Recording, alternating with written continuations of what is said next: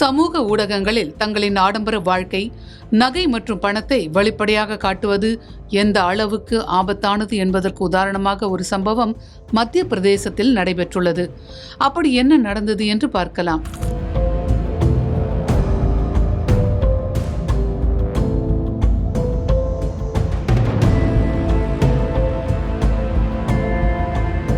மத்திய பிரதேசத்தின் சிவபுரி மாவட்டத்தில் மோகனி கிராமத்தை சேர்ந்தவர் ரச்சனா குர்ஜார்.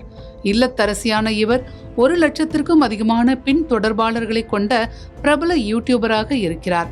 கடந்த சனிக்கிழமை அதிகாலை சுமார் 2 மணி அளவில் ரச்சனாவின் குடும்பத்தினர் அனைவரும் தூங்கிக் கொண்டிருந்த போது அடையாளம் தெரியாத கொள்ளையர்கள் சிலர் வீட்டிற்குள் புகுந்துள்ளனர். அவர்கள் ரச்சனா மற்றும் அவரது குடும்பத்தினரின் தூக்கத்தை கலைக்காமல் அறைக்கு வெளிப்புறமாக பூட்டினர்.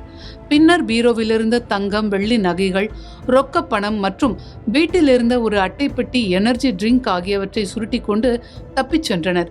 கொள்ளையடிக்கப்பட்ட பொருட்களின் மொத்த மதிப்பு 10 லட்சம் ரூபாய் வரை இருக்கும் என்று மதிப்பிடப்பட்டுள்ளது. தங்கள் முகம் பதிவாகிவிடக் கூடாது என்பதில் தெளிவாக இருந்த கொள்ளையர்கள் வீட்டில் இருந்த சிசிடிவி கேமராக்களின் கோணங்களை ஒரு லத்தியை பயன்படுத்தி மாற்றியிருக்கிறார்கள். அதிகாலை 4 மணி அளவில் விழித்து பார்த்த குடும்பத்தினர் அறை வெளிப்பக்கமாக பூட்டப்பட்டிருப்பதைக் கண்டு அதிர்ந்து தங்களது உறவினர்களை அழைத்து மீட்டுக் கொண்டனர். இதன் பின்னர் நர்வார் காவல் நிலையத்தில் புகார் அளிக்கப்பட்டது. இந்த சம்பவம் குறித்து வழக்கு பதிவு செய்துள்ள காவல்துறையினர் தீவிர விசாரணை நடத்தி வருகிறார்கள். முதற்கட்ட விசாரணையில் போலீசாருக்கு சில முக்கிய தகவல்கள் கிடைத்திருக்கின்றன. ரச்சனா குர்ஜார் சமீபத்தில் தனது யூடியூப் பக்கத்தில் வீட்டின் நுழைவாயில் முதல் அனைத்து அறைகளையும் சுற்றி காட்டி ஒரு வீடியோவை பதிவிட்டிருந்தார். மற்றொரு வீடியோவில் தனது நகைகள் மற்றும் பணத்தை மேசை மீது வைத்து படம் பிடித்திருக்கிறார்.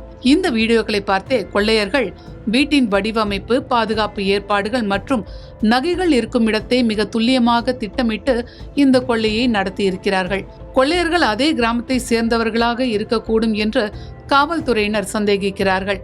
சமூக வலைத்தளங்களில் தங்களின் தனிப்பட்ட விவரங்களையும் சொத்து விவரங்களையும் பகிர்வது எவ்வளவு பெரிய ஆபத்துக்கு இட்டுச் செல்லும் என்பதை இந்த சம்பவம் உணர்த்தியிருக்கிறது.